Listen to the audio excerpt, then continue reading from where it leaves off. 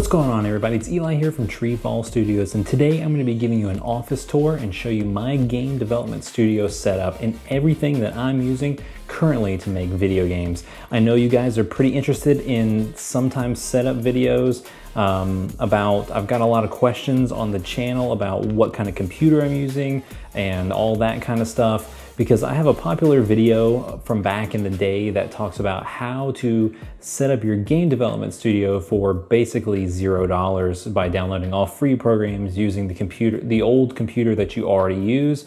But as of today, in the recording of this video, I have definitely upgraded and changed a lot of things. So I'm going to show you guys everything from start to finish. All right, starting in the very beginning, by the door over here, tucked away in the corner, I have my skateboard. I basically never get to use it. I only used it once. As you can see, there is one marking in the corner from a small scuff. Over here, we have a trash can. I've got my famous couch that I've used in countless YouTube videos over the years. This is featuring my sweet TreeFall Studios pillow. You can actually purchase one of these old school logo pillows still on TeePublic if you would like to get one. I got a couple controllers sitting over here for aesthetics. This is the controller that I use in order to test all of our PC games. This is one of the controllers I have hooked up to the PlayStation dev kit. I have a Mario poster over here. You can already see all these reflections. Looks pretty bad. You can't even really see the poster.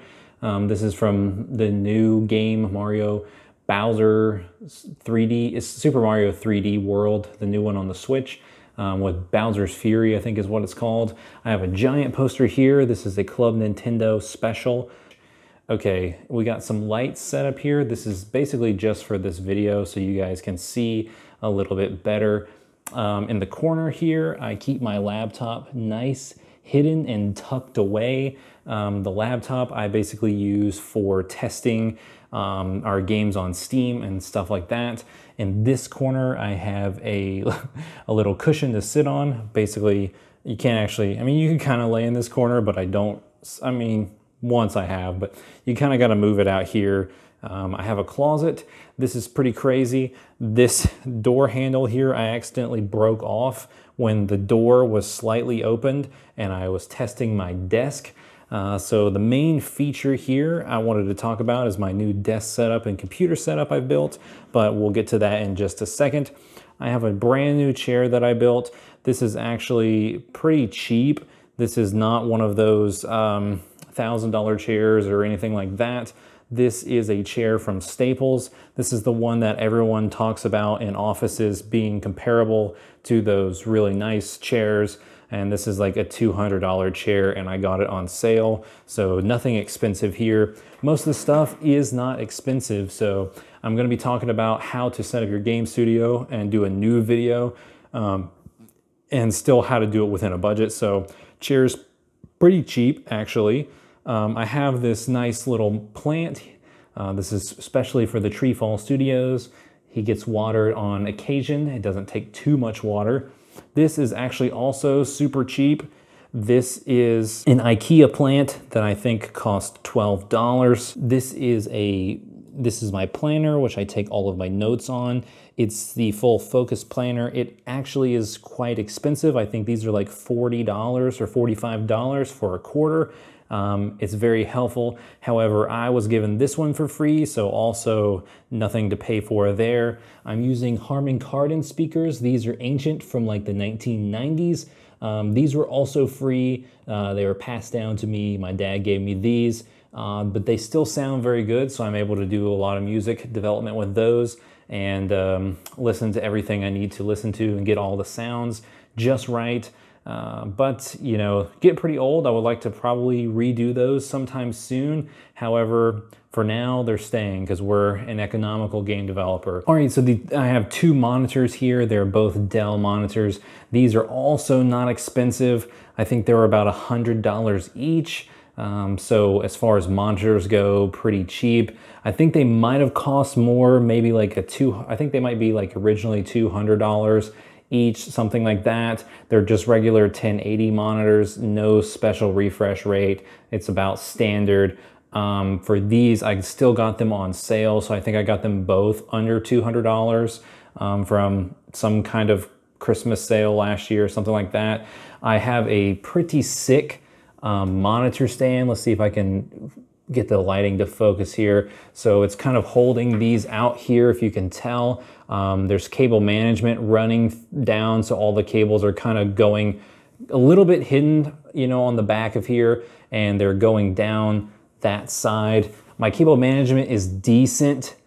Well, it looks like trash from here. From here, I would say it's decent, because when you walk in and you look down, you basically can't see anything. I kind of rode all the cables up underneath, and I tied them basically all together so I can hide them behind the computer. So if you're kind of coming in and you can look at it this way, it's not too bad. However, there is a kind of jumbled mess down here below the computer, and I do want to straighten that up a little bit more over time, because a clean and tidy space is going to let you work a whole lot better. The keyboard itself this is the Logitech.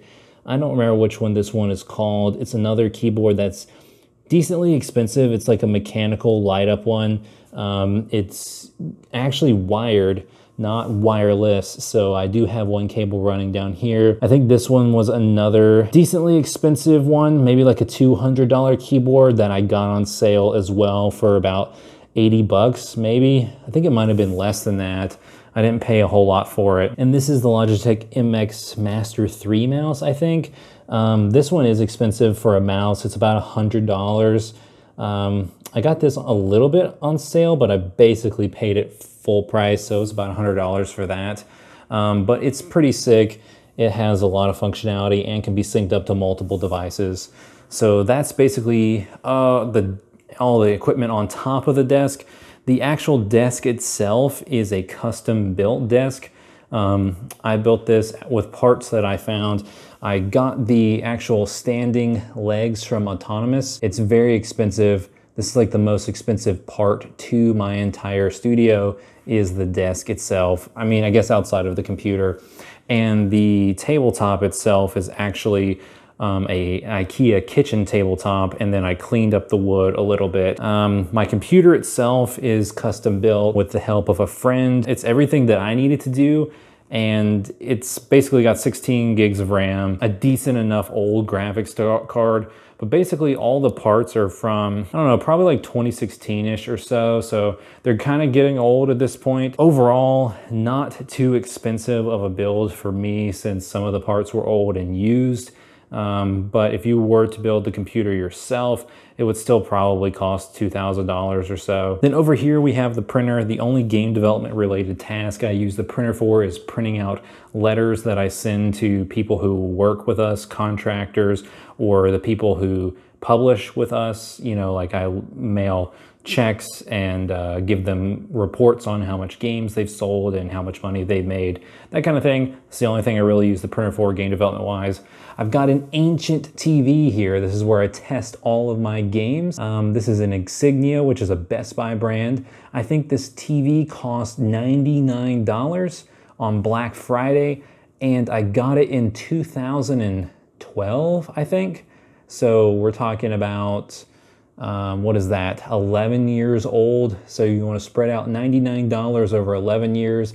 That's how much I pay for that TV. It is 1080, but it's pretty weak. The colors are pretty off, so it's better to look at the game sometimes through the monitors. This is the section where the dev kits normally sit. That's covered by NDA, sorry you can't see that. So I put my little PlayStation controller there and a little Xbox controller there, because I do have PlayStation and Xbox kits now, working on both of those. All right, guys, that's gonna wrap up our game development studio office tour. This video was just for fun. You know, a lot of people make these kind of videos and then they basically show you each and everything that they've got, because they've got a ton of Amazon affiliate links in the bottom that get you to think, oh, let me click through this and buy all the stuff that everyone else, what they have, so then I can be super successful like them. That's not what this video is. This is completely just for fun. I'm not an Amazon affiliate and I don't have any links. Not yet, so hopefully sometime in the future I can get some of those and you guys can support the channel through that. But for now, this is just informational for fun. A lot of people ask me what my setup is, what kind of computer I use, what I use for game development, and this is a quick look at basically what I'm using in 2023. Also, it's pretty crazy because this is a huge step up from where I started. Basically, where I started, back in the day, I was using like a trash old computer. Basically, I don't even think it had 6 gigs of RAM. It might have been 4 gigs.